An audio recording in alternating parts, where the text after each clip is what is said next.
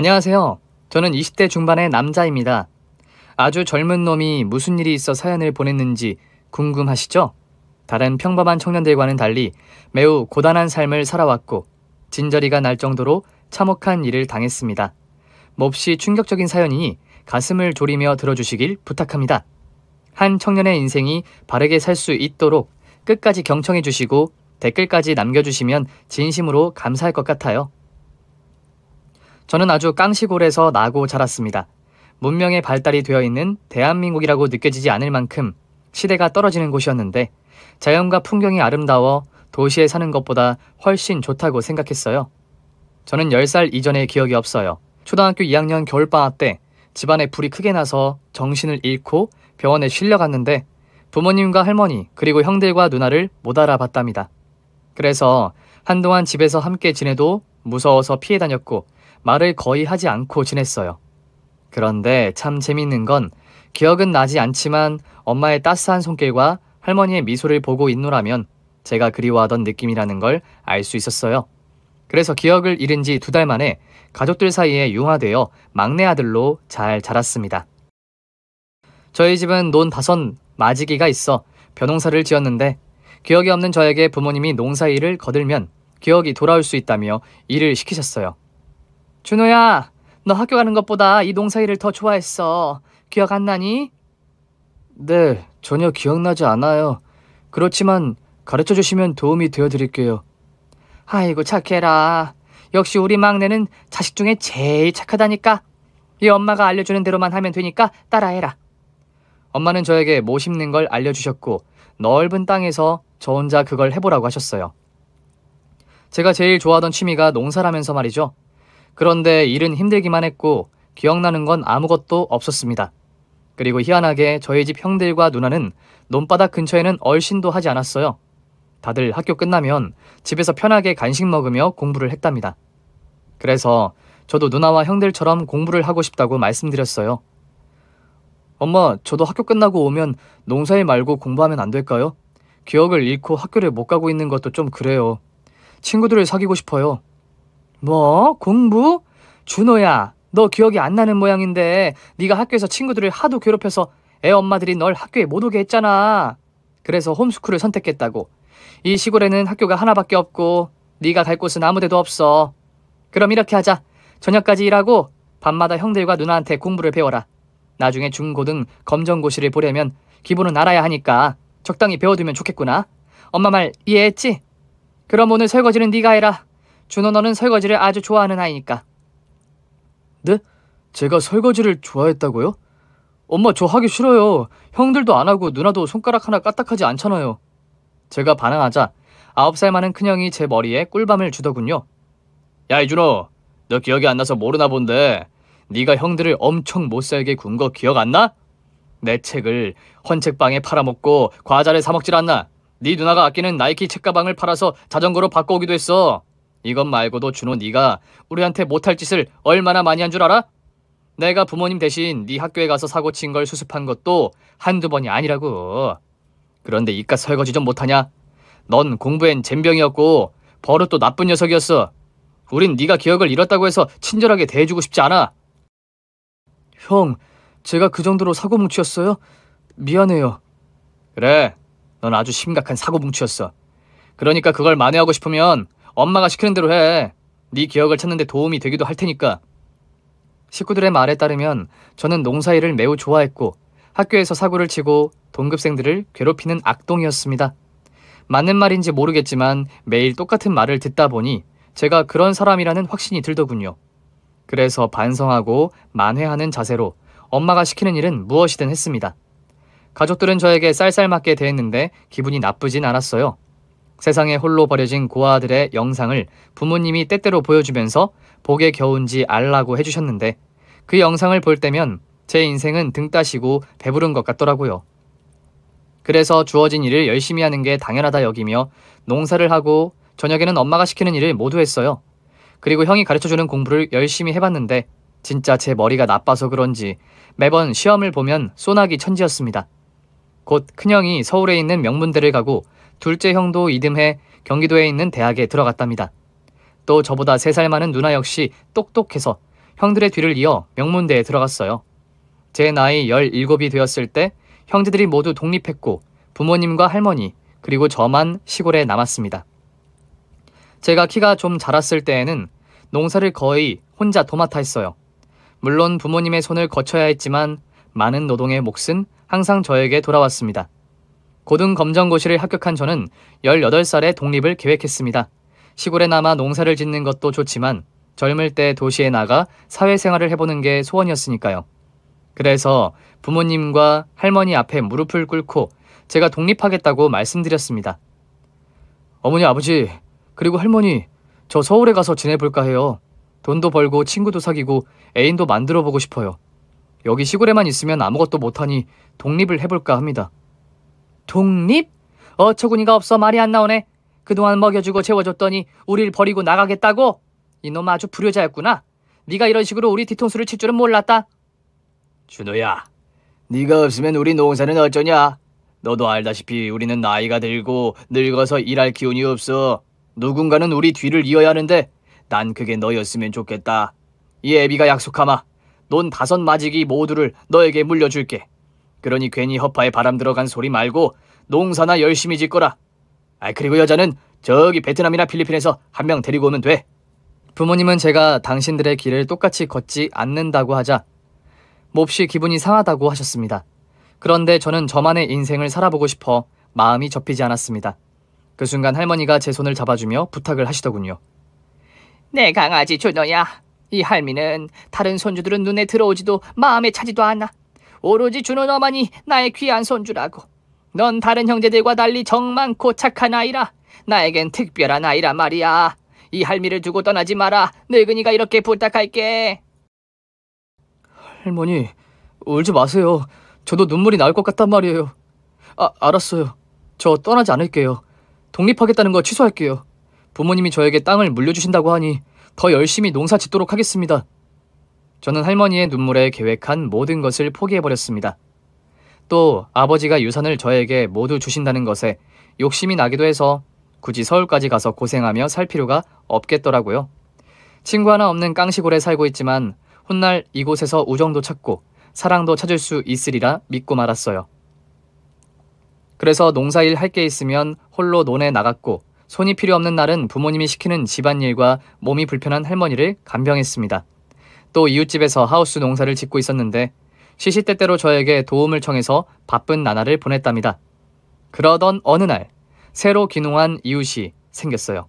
중년의 부부와 제 또래의 여자애가 과일 농사를 지으며 살려고 왔답니다. 원래 있던 이웃들은 그 사람들을 견제하고 텃세를 부리듯 말도 섞지 않았는데 저는 새로운 사람들이 와서 너무 기쁘고 좋았답니다. 그래서 먼저 그 집을 찾아가 인사를 드렸고 저와 동갑인 여자애한테 친구로 지내자고 했어요. 안녕, 난 고준호라고 해. 나이는 19살이야. 나도 19인데 반갑다. 김희연이야. 그런데 넌 학교 안 다녀? 검정고시로 일찍 공부를 끝냈어. 지금은 논 5마지기에 벼농사를 하고 있지. 너는 수능 준비하니? 아니, 나 서울에서 학교 다니다가 자퇴했어. 학교에서 왕따를 심하게 당했거든. 그래서 그 인간들 모두 피하고 싶어서 부모님하고 귀농한 거야. 아, 그랬구나. 상처가 깊겠네. 앞으로 힘들거나 도움이 필요하면 언제든 저기 빨간 집으로 찾아와. 집에 없으면 논으로 오면 되고. 야, 이 마을에서 우리한테 먼저 와서 인사해주고 반겨주는 건 네가 유일하다. 옆집 앞집에 인사를 갔는데 다들 문전박대하더라고. 시골 인심 이런 거는 다 옛말인가 봐. 아마 질투나 샘 같은 거 아닐까? 그래도 정은 있는 분들이니까 나중에 마음을 열 테니까 걱정하지 마. 고마워, 준호야. 그런데 너 꽤 잘생겼다. 이런 시골에 섞여있는 아까운걸?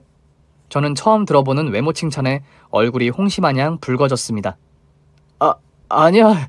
내가 잘생겼다니. 희연이 너야말로 진짜 예쁘다. 너같이 예쁜 애는 내가 머리털 나고 처음 본다니까? 피부도 하얗고 이목구비도 다 예뻐. 내 정신 좀 봐. 어머니가 시킨 일이 있어서 그만 가봐야겠다. 그럼 다음에 또 보자. 그래. 자주 보자, 준호야. 그렇게 저의 첫사랑은 시작되었습니다. 도시에서 내려온 희연이는 세상 눈부시게 하는 아이였어요. 어찌나 아름다운지 길가에 핀 꽃들이 죄다 흑백으로 보일 정도였답니다. 희연이를 만나고 생각이 든 건 시골을 떠나지 않기로 한 걸 천만다행이라는 생각을 했고, 또 하나는 희연이와 꼭 애인 사이가 되고 결혼까지 하는 꿈을 가지게 되었네요. 첫 인사를 하고 난 뒤에는 거의 매일 희연이를 보면서 지냈습니다. 바쁘게 일하는 저와는 달리 희연이는 특별히 하는 게 없어서 자주 제가 일하는 논에 와서 같이 일도 하고 수다도 떨었습니다. 저희 두 사람은 자연스레 사랑하는 사이로 발전했습니다. 일하랴 연애하랴 정말로 하루가 금세 지나갔죠. 그런데 사귄 지 몇 달이 지나고 제가 희연이를 집으로 데려와 가족들에게 소개해줬는데 분위기가 조금 어두웠습니다. 아버지는 왜 사귀는 여자가 있는지 말하지 않았냐고 혼을 내셨고, 엄마는 어린 놈이 벌써부터 연애질이냐고 질타하셨습니다. 그래서 전 순수하게 만나고 있고 미래를 함께하고 싶은 여자라고 확실하게 전해드렸습니다. 어머니 아버지, 희연이는 제 인생의 가장 큰 선물이에요. 하늘이 내려준 저의 운명이란 말이에요. 꼴값을 떨고 자빠졌네. 야, 네 놈은 할 일이 태산인데 연애할 시간이 있었니? 너 농사 대충대충 하고 있는 거 아니야? 어머니, 그건 걱정하지 마세요. 매년 하던 대로 똑같이 열심히 하고 있다고요. 아무튼 나는 두 사람 사귀는 거 반대다. 얘 옷 입은 거랑 시계에 귀걸이까지 봐봐라. 엄청 사치스러운 애 아니더냐? 그리고 뭣도 모르고 귀농한 집의 자식한테 너랑 이어줄 수 없다. 네? 어머니, 그게 다 무슨 상관이에요? 제가 좋으면 그만 아닌가요? 저한테 논 5마지기를 물려받으면 그만한 능력은 되잖아요. 아니, 이놈이 벌써부터 유산 타령을 하네. 그거 다 가지고 가서 우리는 길바닥에 버릴 생각이냐? 이놈 제대로 컸는 줄 알았더니 기억 잃었을 때랑 똑같네. 싸가지 없고 이기적인 놈이야. 준호야, 애비가 봐도 마찬가지다. 귀농한 사람들과는 말도 섞지 않는 게 우리 관례다. 그런데 그런 집안의 딸과 만난다는 건 있을 수 없는 일이야. 이웃들이 알면 우리까지 따돌릴 거라고. 우리가 나중에 베트남 여자 소개해준다고 했잖냐. 한국 여자들은 돈만 밝히는 식충이들 뿐이라고. 벌써 네가 이 여자한테 넘어가서 우리한테 대드는 걸 봐라. 너같이 순하고 착한 애를 버르장머리 없는 애로 만들어 놓았다고. 그러니까 당장 헤어져. 아버지에 이어 할머니까지 반기를 드셨어요. 욕창이 있어 누워 계신 할머니는 저에게 손가락으로 가까이 오라고 하셨습니다. 내 강아지야. 저년은 안 된다. 나중에 너를 잡아먹을 관상이야. 낮바닥만 번지르르 한 년은 피해야 한다. 네가 아직 어려서 잘 모르나 본데 인생을 오래 살아본 우리의 말이 다 맞으니까 받아들이거라. 다들 너무하세요. 제가 아버지 어머니가 시키는 일은 다 잘하고 있잖아요. 할머니 병수발 드는 것도 저고 살림까지 다 하는 사람이 바로 저란 말입니다. 전 가족들을 위해 헌신하면서 살아왔는데 사랑하는 여자도 마음대로 만나지 못합니까? 흥분한 제가 목소리를 조금 높였더니 엄마의 손이 제 뺨을 향했습니다. 찰싹 소리가 나며 볼이 뜨거워졌죠. 이 새끼 이제 보니 짐승 같은 놈이네. 여자한테 눈깔이 돌아가서 애비가 안 보이는 거야? 너를 극진히 아끼는 할머니의 말씀까지 거스르겠다고? 진짜 실망이다. 준호, 넌 우리에게 가장 특별한 자식인 줄 알았는데 이런 식으로 배신할 줄 몰랐어. 세 사람이 저를 비난하며 희연이와 무조건 헤어지라고 하셨어요. 그러자 묵묵히 앉아있던 희연이가 입을 열었습니다. 제가 말씀 좀 드려도 될까요? 저랑 준호는 진심으로 사랑하는 사이예요. 그리고 저 사치스러운 여자 아닙니다. 부모님이 선물해 주신 것뿐이라고요. 전 돈도 밝히지 않고 가족분들의 유산을 탐내지도 않아요. 준호만 있으면 된다고요. 그리고 준호 부모님과 할머님이 조금 이상하게 보입니다. 왜 농사일을 혼자 하게 두고 집안 살림이며 할머니 병수발까지 준호가 모두 책임지고 있는 게 이해되지 않아요. 5마지기 논에서 혼자 일하는 게 말이 안 되기도 하고요. 인부를 써야 당연한 건데 그 많은 일을 준호 혼자 하는 게 얼마나 힘들겠어요. 꼭 염전 머슴이라도 되는 것 같다고요. 인연이 뚫린 입이라고 멋대로 짓거리네. 뭐? 염전 머슴? 야, 편하게 기계가 다 해주고 우리도 가끔 일손을 돕는다고? 그런데 무슨 임무를 둬? 인연이 이거 주둥이 터는 거 보니까 진짜 우리 준호랑 만나서는 안 되겠다. 우릴 악덕한 부모로 만들고 있네. 야, 막내 아들. 인연 내 눈앞에서 치워. 그리고 우리 말을 듣든지 이 집을 나가든지 알아서 해. 그런데 이거 하나 알아둬라. 네가 집을 나가고 뒤통수를 치면 네 할머니는 원통에서 돌아가실지도 모른다. 만약 그런 일이 생기면 넌 우리가 가만 안 둬. 알겠냐? 식구들은 끝까지 저와 희연이 사이를 반대하며 그만 나가라고 소리쳤습니다. 일단 희연이를 집까지 데려다 주기로 해서 천천히 길을 걸어가며 대화를 나눴습니다. 희연아, 미안해. 가족들이 보수적이고 꽉 막히게 보이긴 하지만 언젠가는 마음을 여실 거야. 준호, 넌 착한 거니 아니면 미련한 거니? 아무리 부모님이더라도 널 그렇게 부려먹으면 안 되는 거야. 난 무슨 사정이 있어서 네가 혼자 고생하는 줄 알았는데 너희 부모님 아주 건강하시더라. 그런데 너만 왜 개고생을 하면서 사는지 이해가 안 돼. 준호야, 너 유산 다 포기하고 나랑 같이 서울 가서 살래? 우리 부모님한테 말씀드려서 신혼집 차려달라고 할게. 뭐? 나더러 집을 나오라고? 희연이, 너 아까 뭘 들은 거야? 내가 집을 나가면 할머니가 충격으로 돌아가실지도 모른다고. 그럼 평생 가슴에 한으로 남아 사는 게 힘들 거란 말이야. 난 식구들이 허락해주고 축복해줄 때 결혼을 하고 싶어. 그러니까 희연이, 네가 기다려줘. 진짜 바보구나. 넌 지금 이용당하고 있는 거야. 아무리 부모여도 저렇게 널 부려먹으면 안 된다고. 너희 부모님 문제가 있어도 엄청 많아 보여. 희연아, 아무리 기분 나쁘더라도 우리 식구 욕은 하지 마. 다들 표현이 서툴 뿐이지 날 엄청 사랑하신다고. 내 걱정이 돼서 흥분하시고 말실수를 하신 거란 말이야. 진짜 답답하다.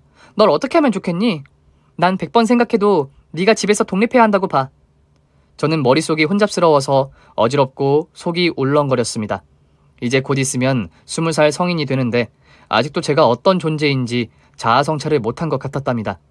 부모님이 시키는 일을 왜 제가 다 하고 있는지, 할머니 간병을 끝까지 하려는 마음이 진심에서 우러나오는 건지, 강요와 강압으로 인해 이렇게 되어버렸는지 모든 것이 헷갈렸습니다. 결국 희연이에게 시원하게 대답하지 못하고 집으로 돌아갔어요. 부모님은 제 얼굴을 보기 싫다면서 방에 가서 조용히 자라고 하셨습니다. 그래서 저희 두 사람은 몰래 연애를 하며 미래에 대한 건 조금 길게 생각하기로 했어요. 아직 20살밖에 되지 않았으니 연애 허락이든 결혼이든 훗날에 하기로 마음을 맞추었죠. 그리고 겨울이 와서 논일을 잠시 멈추게 되어 희연이와 마을 근처로 나가 노는 시간이 부쩍 늘었습니다. 그 사이 사랑은 더 깊어졌고 하루라도 안 보면 지구의 종말이 오는 기분이었답니다. 추위가 지나가고 봄의 새싹이 피어날 때 모내기를 했고, 여름이 다가왔을 때 시시때때로 김매기를 했답니다. 한여름에 더워서 잠을 설치는 바람에 새벽에 일어나는 게 조금 힘들었어요. 그럴 때마다 부모님은 큰 소리를 치며 저를 깨웠습니다. 이놈이 아직까지 자빠져 자는 거야? 야, 너 요즘도 그 싹퉁 바가지랑 사귀는 거냐? 연애하느라 바빠서 피곤한 거냐? 죄송해요. 너무 더워서 잠을 설쳤어요. 엄마, 제 방에도 에어컨 좀 놔주시면 안 될까요? 뭐 에어컨? 이게 도시년이랑 사귀더니 무리한 요구를 하는구나. 너 왜 이렇게 철딱서니가 없는 거냐? 엄마, 에어컨이랑 희연이랑 무슨 상관이에요. 부모님 방에도 에어컨이 있고 할머니 방에도 있잖아요. 제 방은 창문이 없어서 2배로 덥다고요. 그러니까 에어컨 좀 놔주세요. 이 자식이 등 따시고 배가 부르더니 에어컨까지 요구하네. 아, 나 떡이다, 이 자식아. 당장 논에 나가서 김맥이나 해. 너 같은 잡초 쭉정이 같은 것들을 정리하라고. 저 혼자요? 오늘은 부모님이 같이 해주시면 안 될까요? 천평의 논을 혼자서 손으로 김을 매는 건 진짜 말도 안 되게 힘들어요. 좀 도와주세요. 오늘까지 못하면 내일까지 하면 되잖아. 당장 나가. 내일까지 김매기 제대로 못하면 네 놈 밥은 없을 줄 알아. 알겠어요. 나갈게요. 저는 홀로 논으로 나가 김매기를 시작했습니다. 5마지기 논을 언제 다 정리할지 끝이 보이지 않았습니다. 며칠 전부터 혼자 김을 맸는데도 아직도 갈 길이 멀었네요. 허리를 굽히고 거의 쉬지도 않고 일을 했어요. 내일까지 끝내지 않으면 또 무슨 소리를 들을지 모르니 쉬지 않고 땀을 뻘뻘 흘려가면서 말이죠. 땀이 흐르면서 눈물도 나왔어요. 서럽고 힘들었던 게 한꺼번에 터졌는지 눈물과 땀이 얼굴에 범벅이가 되어 꼬질꼬질해졌답니다. 그러다 해가 높이 솟아올랐을 때쯤 희연이네 집 앞에 고급 승용차가 한 대 주차하더라고요. 멀리서 온 손님 같아 보여서 오늘은 희연이가 낮에 나오지 않을 것 같았습니다. 오늘 하루는 날이 저물 때까지 논에서 일을 해야겠다고 생각했어요. 점심시간이 되기 전 희연이가 손님으로 온 남자와 산책을 나왔더라고요. 도시 사람들이 처음 저희 마을에 오면 신기하게 바라보고 좋아했는데 그 손님 역시 표정이 밝았습니다. 그런데 두 사람은 산책을 하다가 제 논바닥 앞까지 왔더군요. 조금 멀리서 희연이의 목소리가 들렸습니다. 자기야, 준호야, 우리 집에 손님이 오셨어요. 우리 아빠 절친인데 나한테는 삼촌 같은 분이야. 여기 보고 손 좀 흔들어줘. 저는 밀짚 모자를 벗고 손을 흔들어줬습니다. 아저씨 안녕하세요. 제가 희연이 애인입니다. 처음 뵙겠습니다. 그래요. 날 더운데 고생이 많습니다. 내가 음료수 좀 가지고 왔어요. 이리 와서 쉬었다 하세요. 저는 아직 할 일이 많았지만 희연이의 손님이 부르니 논 밖으로 나왔습니다. 아저씨와 악수를 하고 인사를 나눴고 음료수를 한 병 따서 원샷을 해버렸어요. 캬, 좋다. 감사합니다, 아저씨. 아이고, 제 옷이 땀으로 다 젖어서 냄새가 심하죠. 이럴 줄 알고 여벌의 작업복을 가지고 나왔습니다. 잠시만 옷 좀 벗을게요. 편한 대로 해요. 젊은 사람이 엄청 성실하네. 그런데 이 넓은 논에서 혼자 일해요? 이건 좀 아닌 것 같은데. 그쵸, 삼촌. 준호 부모님이 가끔 도와주긴 하는데 거의 매일 혼자 나와서 일해요. 으유, 이 미련한 놈.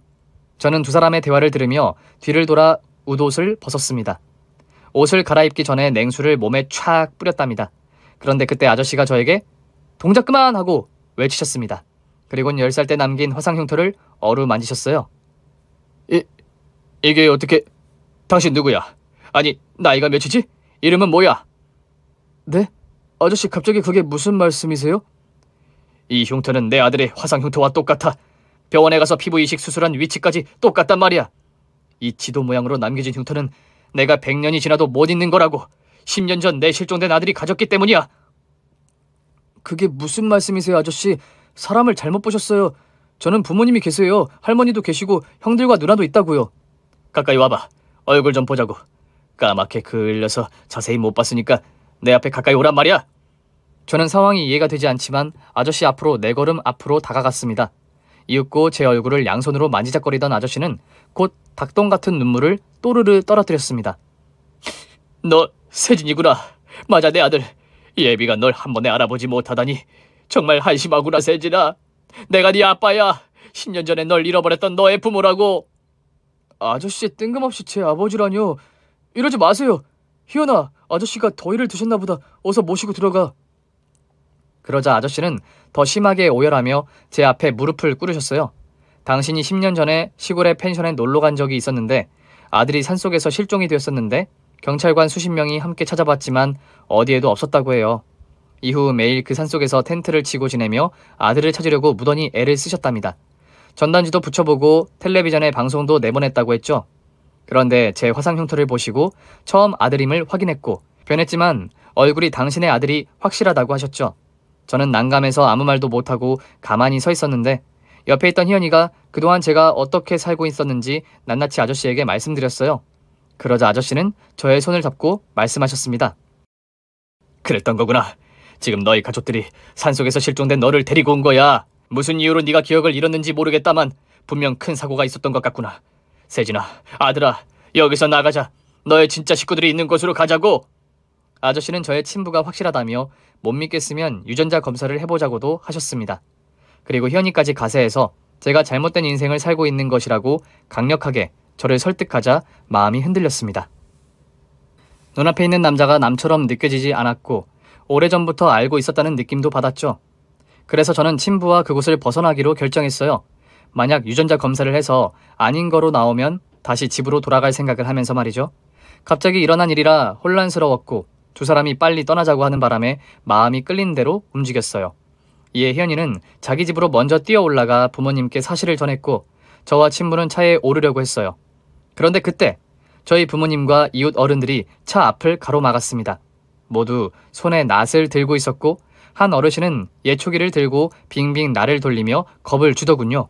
이웃과 앞장선 엄마가 말문을 열었습니다. 이게 뭐하는 짓이냐, 준호야? 너 지금 어디 가는 거야? 어머니, 그러니까 그게 제가 어디 좀 다녀올게요. 다녀와서 말씀드릴게요. 처남자가 네 친애비라고 했지? 김씨 어르신이 이야기를 듣고 바로 우리한테 전화를 했다. 수상한 사람이 내 아들을 훔쳐가려고 한다고. 아가 준호야, 네 가족은 우리밖에 없다. 저 미친 남자의 말을 믿지 말거라. 다들 왜 이러세요? 손에 든 낫은 뭐고요? 지금 협박이라도 하는 거예요? 엄마, 저 잠깐만 나갔다 오는 거예요. 별일 없을 거라고요.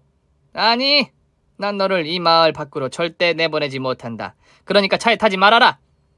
다들 상기된 얼굴로 친부를 향해 악덕한 눈빛을 쏘아댔습니다.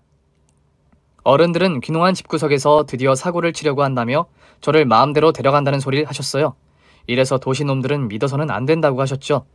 저는 어찌할 바를 몰라 발만 동동 구르고 있었는데 친부가 양복 자켓을 벗고 넥타이를 풀더군요. 다들 비켜요. 여러분이 이러시는 거 범죄예요. 난 이 청년의 친아버지 되는 사람입니다. 저 앞에 있는 부부가 제 아들을 멋대로 데려다 키웠다고요. 제 말이 사실인지 아닌지는 유전자 검사를 해서 밝히도록 하겠습니다. 뭐야 이 육실할 놈아? 갑자기 나타나서 내 아들이 네 놈 아들이라고 짓거리는 거냐? 너 뭐하는 놈이야? 내 아들을 어디 염전에 데려가려고 하는 거지? 가만 안 둬. 이웃 여러분, 저놈을 막읍시다! 그러자 이웃들이 함성을 지르며 저와 친부를 둥글게 서서 빠져나갈 구멍이 없게 하더군요. 나까지 들고 있었으니 쉽게 빠져나갈 수 있을 것 같지 않았습니다. 그런데 그때 희연이가 집 2층 옥상에서 사람 머리만한 크기의 호스를 어깨에 메고 모습을 보이더군요. 아줌마, 아저씨들 여기 보세요. 자, 갑니다. 희연이가 호스 밸브를 열자 물대포가 촥 쏟아졌습니다. 물수압이 얼마나 세던지 물벼락을 맞은 사람은 저 멀리 떠내려갔어요. 희연이가 한 명씩 명중시켜서 바닥에 몸을 구르고 곳곳에 몸을 숨기게 하였죠. 그래서 친부와 저는 바로 차에 올라 시동을 걸고 떠나려고 차를 뺐습니다. 하지만 부모님과 이웃들은 아직 포기하지 않았더군요. 차에 매달리다 못해 천장까지 올라가서 당장 나오라고 겁박했습니다. 너 고준호, 당장 차에서 내리지 못해? 네가 지금 어딜 끌려가는 건지 모르겠냐? 넌 지금 이용당하는 거야. 저 놈팽이가 연기해서 널 염전에 데려가려고 하는 거라고. 염전 같은 소리 안 해. 지금껏 염전 머슴보다 못한 취급을 하면서 부려먹었던 년이 그따위 소리를 해? 니들 다 가만 안 둬. 콩밥 먹게 해주겠다고? 이 썩어 문드러진 쓰레기들아. 당장 비켜. 차에서 떨어지라고. 내 아들을 이대로 빼앗길 것 같으냐? 어야제, 당신 말이 사실이어도 당신은 아무것도 못해. 왜인 줄 알아? 오늘 당신의 묘자리를 정해놨거든. 이 집 부모와 딸년도 마찬가지고 우리 마을에 마음대로 들어올 수 있겠지만 나가는 건 불가능하지. 사방이 니들 묘자리니까 나갈 생각 마라. 진짜 무서운 동네네. 세진아, 차 안에서 내리지 말고 기다려. 아빠가 나가서 처리할 테니까. 네?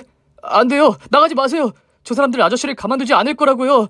게다가 모두 무기를 들었잖아요. 절대 안 돼요. 진짜 아버지를 찾았는데 다시 헤어지기 싫다고요. 녀석, 이제 내가 네 아빠라는 게 느껴지는 거지? 이제 기억만 되찾으면 되겠구나. 자, 그럼 여기서 조금만 기다려라. 친부는 차에서 내리더니 주먹과 발차기로 이웃들을 하나둘씩 쓰러뜨렸어요. 보아하니 무술을 수련한 사람처럼 몸놀림이 재빠르고 힘이 엄청 강했습니다. 저희 이웃 중 천하장사 출신 아저씨가 있었는데 친부와 몸싸움을 했는데 길바닥에 내동댕이 쳐진 건 천하장사 아저씨였답니다. 친부가 계속 이웃들과 싸우는데 곧 숨을 헐떡거리며 지치게 되자 상황이 역전되려고 했어요. 그래서 저도 차에서 내려 이웃들에게 주먹을 휘둘렀습니다. 배추만 아저씨, 미안해요. 얍! 고추만 아저씨, 죄송합니다. 아사! 뭐야 이거? 주로 네가 우리를 때린 것이야? 이 천하의 후레 자식을 봤나? 키워주고 먹여주던 부모를 버리고 한 가족 같은 이웃들을 때려. 너 이놈 가만 안 두겠어. 다들 도시놈과 자식도 덮치자. 저놈도 우리 마을을 나가게 해서는 안 돼. 그럼요. 우리 마을에 들어올 예상 살아서 나가는 놈은 절대 있어서는 안 됐죠. 다들 여기 있는 두 놈을 때려 잡읍시다. 이웃들은 괴성을 지르며 저희 부자에게 덤벼들었고 저희는 주먹을 쉴 새 없이 휘두르며 방어하며 때려 눕혔습니다. 그런데 뒤늦게 몰려오는 이웃들까지 너무 많아서 저희 둘의 힘으로는 절대 감당이 되지 않았어요. 그래도 희망이 있긴 하더군요. 혜연이가 경찰에 신고를 했는지 사이렌을 울리며 경찰차가 2대 들어왔습니다. 경찰관들은 잠시 이웃들과 이야기를 나누더니 저와 친부 앞으로 오더군요. 어이 아저씨, 당신이 우리 준우를 데려가려고 했다면서? 당신 정체가 뭐야? 염전? 아니면 새우잡이 그런 건가? 아무래도 우리랑 서까지 가야겠어. 당신을 현행범으로 체포한다. 묵비권을. 제 친부가 수갑을 채우려는 경찰의 면상을 주먹으로 꽂았습니다. 이런 씨발, 이 마을을 죄다 미쳤구만. 경찰까지 다 한통속이라고. 세진아, 안 되겠다. 일단 희연이 집으로 들어가자. 내가 맡고 있을 테니까 먼저 들어가. 안 돼요. 혼자서는 감당하기 어려울 거예요. 지금 사람들 눈빛을 보세요. 잡아먹고 말겠다는 의지가 보인다고요. 저와 친부는 두 주먹을 불끈 쥐고 달려들기 직전에 이웃들과 경찰들과 눈치를 보고 있었습니다. 그런데 그때 마을 최고 어르신인 박씨 할아버지가 저희 뒤에 나타나셨어요. 이놈의 마을은 세월이 흘러도 변한 게 하나도 없네. 다들 그만하지 못해. 이 두 사람이 진짜인지 아닌지는 검사 받아보면 될 거 아니여. 너희들이 뭔데 길을 막고 야단 법석이냐. 너희들 당장 해산해.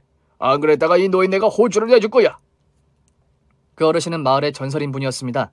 전쟁 고아로 북한에서 홀로 탈북해서 사람 때려잡는 거로 유명한 분이었죠. 예전에 이 말을 세우는데 일조한 분이자 전설의 주먹이었답니다. 다들 내가 누군지는 모르는가? 왜 길을 비켜서지 않는 거야? 진짜 얻어 터지고 싶어 환장들 한겨? 저 노치는 올해도 사네. 어이 꼬부랑 할배, 당신이 낄 자리가 아니야. 내 아들이 이 마을에서 나가지 못하게 막아야 한다고. 그러니까 왜 못 나가게 하느냐 말이여. 준우도 다 큰 성인인데 왜 못 나가냐고.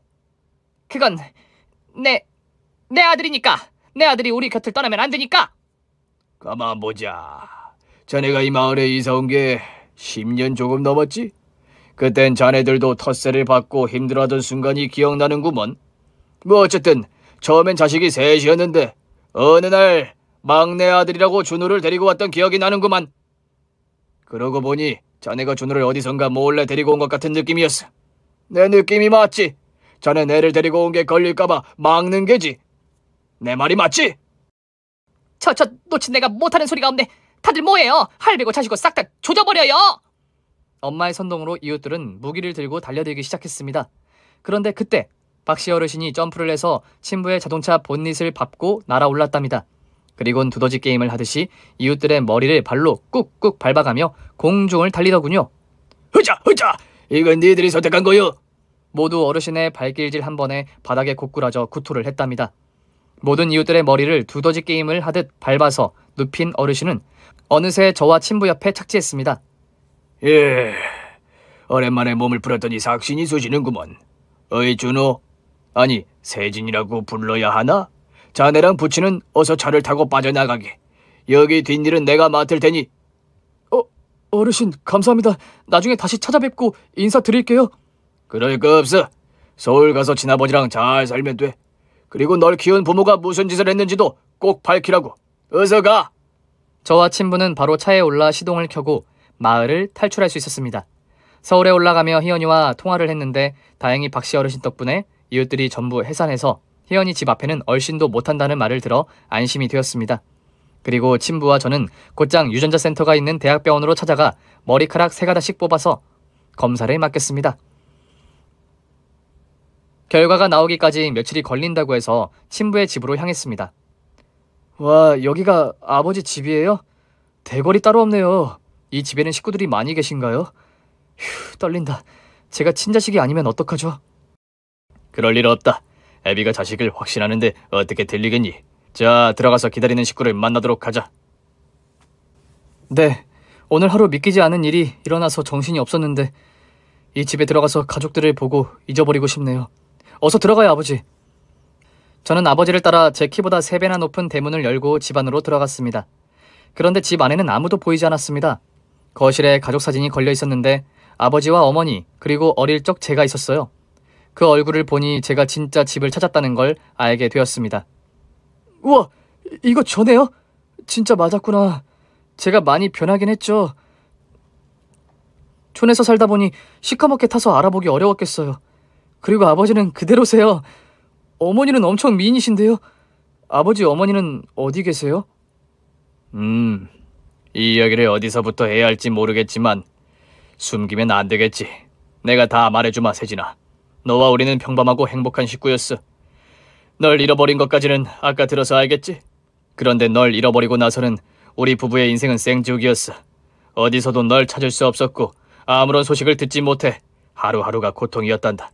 3년 동안 너를 찾아 헤매다 곧 지쳐서 포기해버렸어. 네 엄마는 정신을 놓게 되어 지나가는 애들만 봐도 너로 착각하고 달려들곤 했어.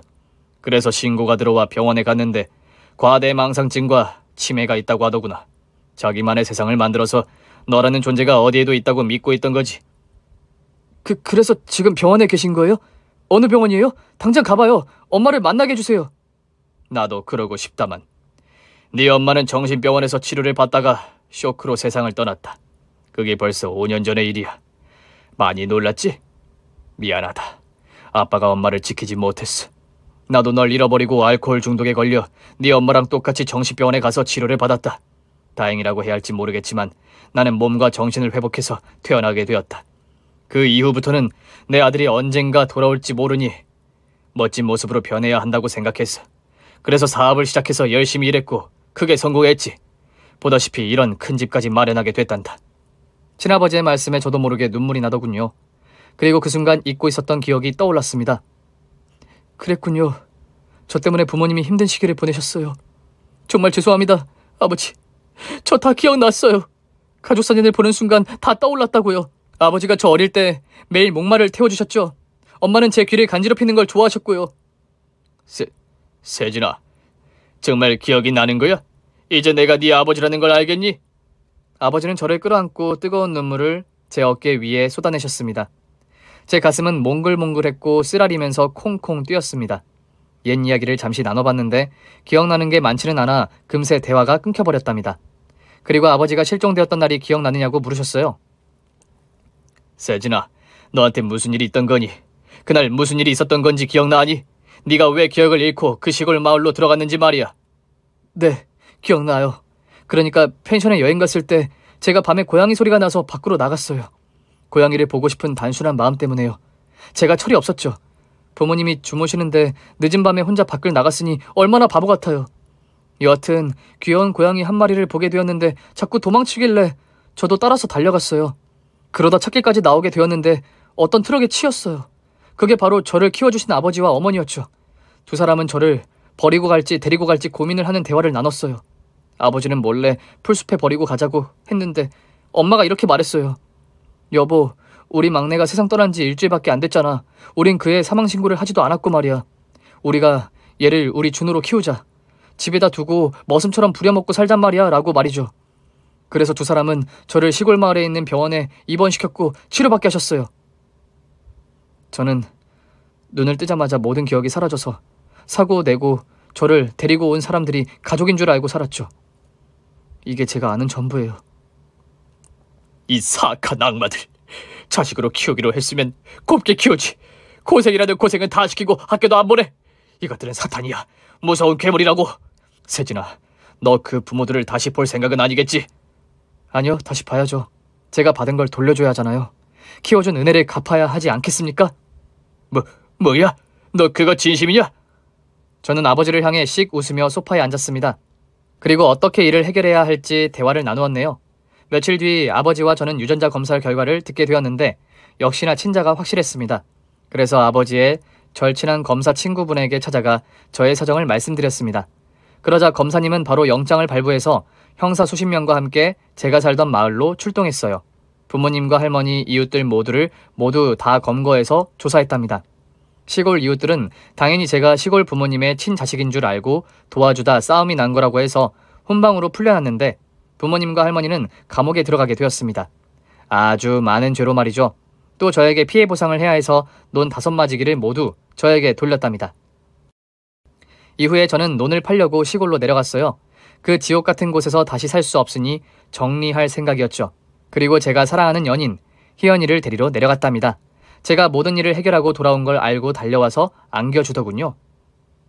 자기야, 이제 진짜 가족을 찾았네? 우리 아빠의 절친이 네 친아버지라니 정말 운명 같아. 아저씨가 우스갯소리로 나한테 당신 아들이 있으면 며느리 삼고 싶다고 하셨거든. 그런데 그 말이 현실이 된 거잖아. 그래, 맞아. 우린 처음부터 운명이었던 거야. 희연이 너 아니었으면 평생 저 빨간 집 식구들의 머슴으로 살았을 거야. 고마워, 날 구해줘서. 저는 논을 모두 무술의 고수 박씨 어르신에게 비교적 싸게 팔았습니다. 그리고 희연이와 부모님은 귀농을 포기하시고 다시 서울로 올라오셨어요. 저와 희연이는 뒤늦게 수능 공부를 시작했습니다. 저희는 캠퍼스 커플도 해보고 행복한 추억을 많이 쌓아보려고 결혼은 한참 후에 하기로 했답니다. 그리고 제가 부모님과 할머니에게 은혜를 갚기 위해 감옥에 면회를 갔습니다. 제가 친아버지께 가족들을 다시 봐야 한다고 말한 게 바로 이것이었습니다. 조롱과 비난으로 복수를 채우기 위해 감옥에 찾아가 온갖 막말을 했답니다. 이 아줌마 전보다 더 폭삭 늙으셨네. 꼬라지하고는. 너 뭐야? 다 끝난 일인데 왜 찾아오는 거야? 끝나긴. 앞으로 면회도 매년 올 거고 편지도 보낼 거야. 아줌마 자식들이 어떻게 무너지는지 봐야 할 거 아니냐고. 내가 세 사람을 감옥 보내는 거로 끝낼 줄 알았어? 너 당신 아들 둘과 딸려내게 무지막지한 복수를 할 거야. 나한테 했던 짓에 1000배 만배로 갚아줄 거라고. 곧 네 자식들이 어떻게 무너지는지 알려주러 올게. 이 개자식아! 내 새끼들은 건들지 마. 네 할머니 감옥에서 돌아가셨어. 이 정도면 크게 복수한 거 아니냐? 그 노인네는 갈 때가 돼서 간 거고 여하튼 다음에 또 올게. 좋은 소식 가지고 말이야. 이 머슴 새끼가 어디서 감히 협박이야. 넌 내가 키우는 똥개에 불과해, 이 개놈아! 주인을 물면 되겠어! 당신이 키운 개가 사나운 맹견이야. 이제부터 시작이니 실컷 물어 뜯겨봐. 엄마는 악을 쓰며 유리문을 가격했지만 곧 교도관들에게 끌려 나갔습니다. 그리고 양아버지도 찾아가서 똑같이 경고를 해주고 나왔죠. 마음이 약해지기 전에 형들과 누나를 무너뜨리려고 사람을 시켜 조사를 해봤어요. 괴물의 자식이자 저를 괴롭힌 악마들이니 비리가 있어도 아주 많을 거라 예상되었죠. 그런데 조사해보니 큰형은 횡령과 배임을, 둘째 형은 사업을 미끼로 거래처 상대로 사기를, 누나는 회사 임원과 불륜으로 소파 승진을 해서 갑질 횡포를 하고 있더군요. 그래서 이 모든 진실을 까발리고 친아버지의 인맥을 이용해 고소 고발해버렸습니다. 형들은 감옥에 가게 되었고 누나는 상간녀로 고소당하고 회사에서 잘렸어요. 그리고 본처에게 잡혀서 돼지게 맞고 병원에서 오늘 내일 하고 있답니다. 이렇게 제 인생 10년을 빼앗아간 괴물들에게 할 수 있는 모든 복수를 하고 막을 내리게 되었네요. 저는 지금 희연이와 같은 대학을 입학해 청춘을 즐기고 있답니다. 이제야 되찾은 제 인생이니 앞으로 삶에 대한 기대가 남다르네요. 저의 충격적이고도 가슴 아픈 사연은 여기서 매듭을 지어야겠네요. 끝까지 들어주신 많은 분들께 진심으로 감사드립니다. 안녕히 계세요. 오늘 준비한 사연은 여기까지입니다. 재미있게 들으셨다면 구독과 좋아요, 알림 설정까지 부탁드립니다. 그럼 저는 다음 사연으로 찾아뵐게요. 오늘도 건강하고 행복하세요.